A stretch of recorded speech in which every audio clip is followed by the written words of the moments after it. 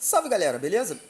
Jorge Valpasso aqui do Lampião Game Studio e a gente está aqui fazendo o primeiro vídeo sobre o Asas da Vizinhança, um dos nossos próximos lançamentos, um jogo sobre dramas humanos, lirismo, passarinho, poesia e um bairro repleto de problemas. Então, o objetivo desse vídeo é falar um pouco sobre o processo criativo, não apenas do Asas, mas sobre algumas reflexões sobre o processo criativo, sobre cultura lúdica, sobre, inclusive, a minha abordagem em torno dos jogos e etc. Já inicialmente aí peço perdão porque esse vídeo ele está sendo gravado aí ao ar livre, então provavelmente deve estar com um som um pouco zoado, com um monte de barulho ao fundo, mas isso faz parte inclusive desse tipo de gravação do Asas, que o processo dele é ao ar livre mesmo e a gente vai conversar um pouco sobre isso, provavelmente no próximo vídeo, no vídeo número 2. Esse primeiro vídeo tem o título Questionando as Perguntas e essas perguntas, que perguntas são essas? Vamos lá, vamos conversar um pouquinho sobre essas perguntas aqui.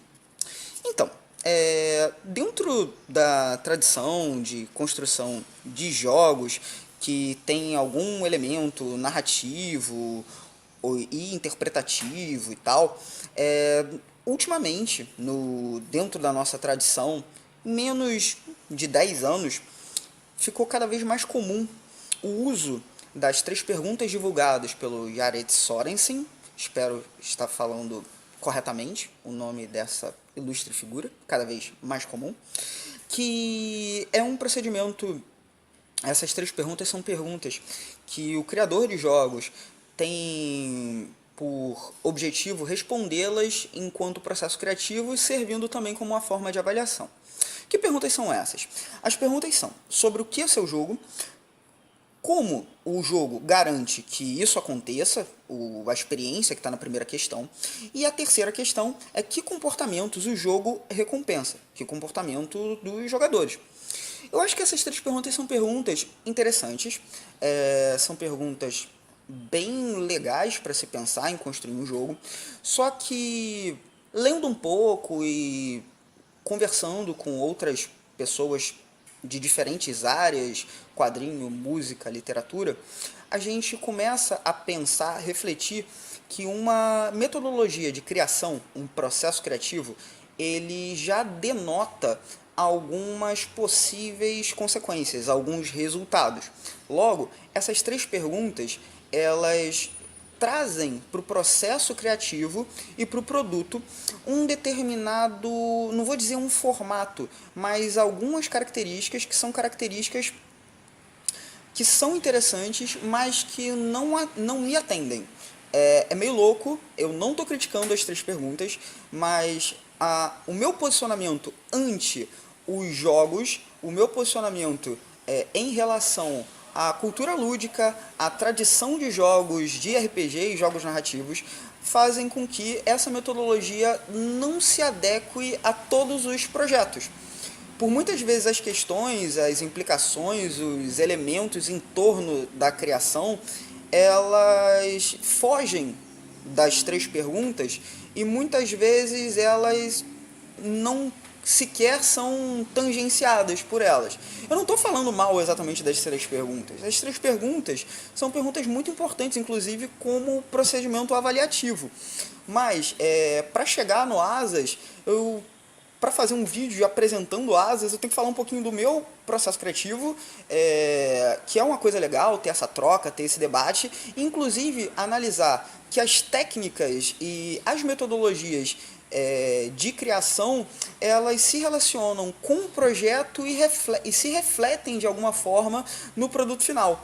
E é justamente por isso que eu optei por alguns dos projetos não utilizar a metodologia das 3 perguntas, justamente porque eu queria explorar outras questões. E essas questões são questões que são uma pulga atrás da orelha, e aquela pulga atrás da orelha criativa que me faz continuar pensando, criando, publicando e é isso. E jogando. Muitas vezes o jogo ele tem muito a ver com essas questões. Eu gosto muito de jogar, não estar apenas conduzindo os jogos, para que no meio do jogo outras perguntas apareçam. Eu sou um grande curioso e gosto de ficar queimando a cabeça com isso.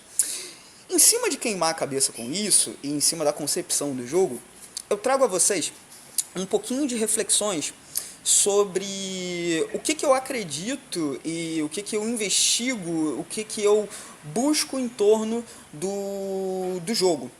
E do jogo, especificamente, esse tipo de jogo que tem uma tradição de ser jogo de mesa, como um RPG, e que é um jogo que tem elementos de narração, ainda que o objetivo dele, por vezes, não seja a narrativa. A gente tem que conversar sobre essas questões. Até porque o jogo não é uma contação de histórias, tem a ideia, tem elementos de contar, mas ele não é uma contação. Mas isso não é o caso. Beleza, vamos lá. O meu posicionamento em torno da cultura lúdica, tendo alguns diálogos aí, eu não vou ficar citando todo mundo que eu acompanho ou que eu não acompanho, já que o objetivo é falar um pouco sobre o processo criativo, é entender que a gente tem um ruído, uma fricção, uma fagulha, uma faísca entre os jogadores e a ficção. Se não houvesse essa interface de contato, esse dissenso, a gente teria uma contação de histórias, a gente teria um consenso e talvez uma abordagem passiva ante os fenômenos que estão ocorrendo na ficção. Logo, se é possível entender um jogo narrativo ou um jogo de RPG, nós temos que ter um ruído, uma fricção, uma fagulha, uma faísca, essa faísca que vai criar algo novo, por vezes fazendo uma metáfora com fogo, iluminando, por vezes queimando, destruindo um elemento ficcional. Mas se não houver esse ruído, essa fricção, essa fagulha, essa faísca, a gente não tem o engajamento dos jogadores na ficção e a gente não tem esse diálogo, esse processo de ida e volta, um processo que é uma chave de leitura tanto de ida quanto de retorno entre a ficção e os jogadores. Então, o que se estabelece, no meu entendimento, entre a ficção e os jogadores é sempre um ruído. Se não tiver esse ruído, que por vezes é proporcionado pela ficção, por vezes é proporcionado pelos jogadores, por vezes é proporcionado pelos dois caminhos. A gente não vai ter um engajamento da história e um engajamento em relação ao processo maior, que é o jogo. E aí a gente vai entender um pouquinho sobre o jogo enquanto um fenômeno. Esse jogo de natureza narrativa, que tem a ver com a fala, ele é um fenômeno lúdico, que ele é movido pelos atos de fala. Nesse sentido, eu entendo um jogo, eu compreendo tem uma questão heurística em torno do jogo como uma linguagem, e essa linguagem ela mobiliza os jogadores por meio de atos de fala, ok? Nesse sentido, pensar em jogo, para mim, e aí eu tô falando especificamente do roleplay joguinho, tá? Que vocês podem falar que RPG, jogo narrativo, story game. Eu acho que não cabe nesse vídeo falar de distinções, eu acho que são questões um pouco mais complexas e que não tem a ver com esse vídeo, e que é uma bola super dividida e que tem várias questões em torno, sobretudo, de tradição, que a gente já tem um elemento de tradição aí, e de diferentes escolas que versam com essa tradição. O que eu estou trazendo é que dentro desse guarda-chuva de jogo de mesa, que tem a ver com elementos de descrição e narração e um posicionamento ficcional dos jogadores ante a história, a gente tem o quê? O fenômeno do jogo e a linguagem, que ela se dá pela expressão dos jogadores e a expressão do criador do jogo. Nesse sentido, quando eu penso em criar um jogo, eu olho para essas duas chaves. Eu olho para o jogo enquanto fenômeno, que para mim, sempre quando eu jogo um jogo, quando eu crio um jogo, quando eu dialogo com o jogo, eu penso em estudo e eu tento estudar a cultura lúdica. E eu penso no jogo enquanto linguagem. Linguagem que mobiliza atos de fala em torno da mesa, no jogar, uma linguagem que está expressa no criador do jogo e em todas as expressões que estão presentes naquele jogo. tanto de forma material, muitas vezes quando o jogo ele leva à mesa uma determinada proposta, você tem que ter esse material aqui, a gente está tendo uma expressão ali, e também as distintas expressões artísticas. Quais são as ilustrações que estão no livro, por que tem que ser, por que o mapa ele é importante, esse jogo ele tem que ser jogado com miniaturas ou sem miniaturas, tem marcador, não tem marcador. Todos esses elementos que fazem parte do fenômeno, eles também fazem parte de uma linguagem. Aí no caso a gente tem diferentes relações com esses signos e símbolos materiais que estão dentro do fenômeno. Ok, isso tá super teórico, tá chato pra caramba, você não tá falando nada sobre o Asas da Vizinhança e colocou essas duas corujas aí só pra ilustrar e tal. Então, é que eu precisava falar um pouco disso para falar dos processos de criação em torno de jogos. Aí a gente vai colocar aqui alguns exemplos, tá? Deloyal é um jogo que foi publicado pela editora Pensamento Coletivo, de autoria da pessoa que vos fala, em parceria com o grande Rafão Araújo, lá de Teixeira de Freitas, amigo, irmão, parceiro e tal. E aí, dentro do Deloyal, ainda que a gente tenha pensado em ser um jogo que tem a ver com liberdade, resistência, tem todo aquele elemento metaficcional que atravessa os cenários do jogo, tem questões internas que eu levei ao jogo que eu tive que fraturar as 3 perguntas para chegar no processo final dele na mesa. E aí eu vou colocar um pouquinho desses elementos, dialogando com linguagem e com o fenômeno, que são aquelas 2 questões que me norteiam num processo criativo. Eu penso no jogo como linguagem, expressão, e como fenômeno, que é uma possibilidade de estudar, inclusive, a cultura lúdica por meio do jogo. Então, me expresso quando eu crio o jogo, e eu penso em jogo ao criar um jogo. É só isso, tá? Que eu queria colocar naquele outro slide, não, no outro papelzinho, prefiro falar papelzinho.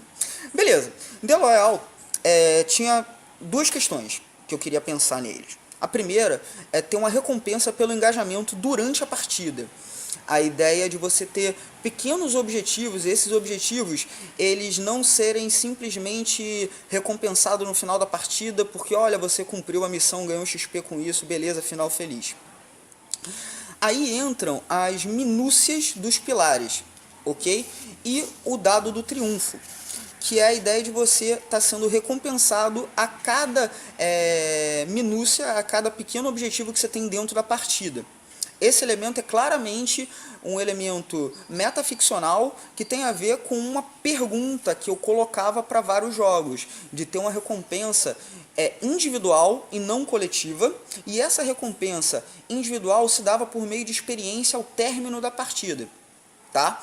E uma coisa que eu queria era pensar nessa pergunta relacionada à estrutura narrativa do Deloyal, que tem a ver com a ideia de uma tensão crescente, reviravolta, aquele cliffhanger, a ideia de ter uma ficção pulp. Não é à toa que a cada minúcia que ela é cumprida, você aumenta o dado do triunfo e no final você o lança para saber como que a ficção responde à ação dos libertadores em uma partida. Nesse sentido, esses elementos aqui que estão dentro da mecânica e tal, eles não foram pensados para a experiência do jogo ou de uma forma mais geral. Foi pensado no jogo enquanto fenômeno, enquanto a expressão dos jogadores ali e do criador do jogo, no caso do Rafão e eu, de nós dois, pensando sobre a cultura lúdica.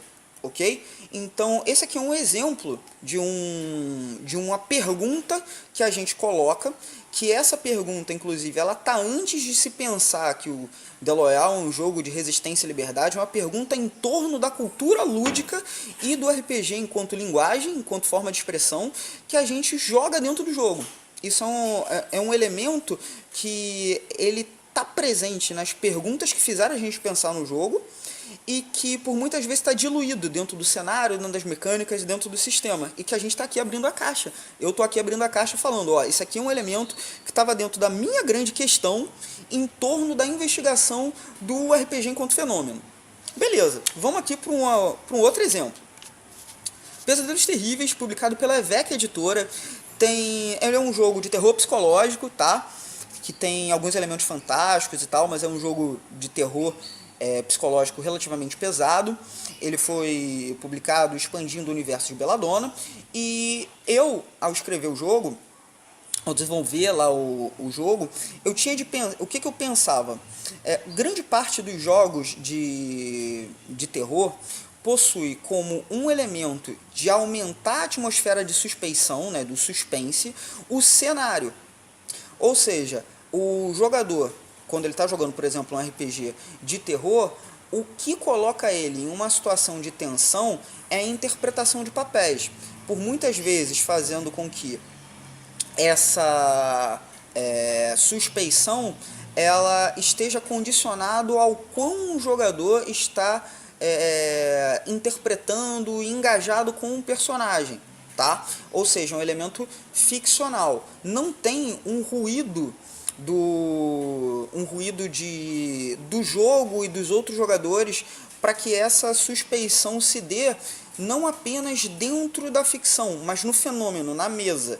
O jogador, ele não tem um elemento do jogo para que ele fique muitos jogos, tá? Alguns têm, mas eu estava querendo pensar em alguma forma de manter a atenção ao fenômeno e não apenas à ficção. E eu queria pensar também em uma relação entre os poderes, no caso poderes dos sonhadores, e a sanidade. Como que eu resolvi essa questão? Na verdade são perguntas, tá vendo? São perguntas em torno da cultura de jogos, que essas perguntas elas não estão diretamente, eu vou criar um sistema para responder essa pergunta, mas eu vou pensar no fenômeno, eu vou pensar no jogo na mesa, e eu vou pensar na forma que os atos de fala que estão na mesa, que é uma coisa que eu vou colocar no próximo vídeo, vão estar em torno dessas questões que eu coloco no meu processo criativo, que foram respondidas por meio do mecanismo de risco de cena, que cada cena vai ter um risco distinto que só o narrador sabe qual é ele, então os jogadores sempre vão estar andando sobre a corda bamba, no fio da navalha, sem saber exatamente se abrir a porta pode gerar a morte instantânea ou ser um blefe, tá? E a ideia da relação dos traumas psicológicos que potencialmente se aumentam cada vez que você usa um poder, e quanto mais poderes e mais poderes em jogo, maior a possibilidade de você perder sanidade. Então são dois elementos, são duas questões que eu queria pensar, nesse caso aqui do Pesadelos Terríveis, em torno da cultura lúdica específica ao gênero de jogos de terror. Que esses elementos em torno de jogos de terror, por exemplo, no caso da relação entre poder e sanidade, a sanidade se perde sempre em um elemento dentro da experiência de jogo, que é um mecanismo de uma recompensa negativa, é uma punição. Você perde sanidade enquanto punição. Agora, como que eu posso trabalhar isso de uma forma ambígua? Já que o sonhador ele rasga a realidade por meio da sua presença, da sua compreensão do mundo dos pesadelos, a aquisição de trauma psicológico vai gerar ele um mecanismo de recompensa positiva. Então, estou invertendo a lógica que a perda da sanidade é algo negativo para o jogador. Ele vai se tornar ambíguo em Pesadelos Terríveis. Então, eu estou investigando a cultura de jogos de terror, inserindo um elemento distinto para se pensar, algo novo, algo diferentão, estudando o fenômeno dos jogos de terror, que é aquele processo de caramba, acabei de tomar um susto, acabei de perder sanidade, isso vai ser negativo para o meu personagem. Será? Em Pesadelos Terríveis eu coloco isso de uma forma ambígua. Talvez não.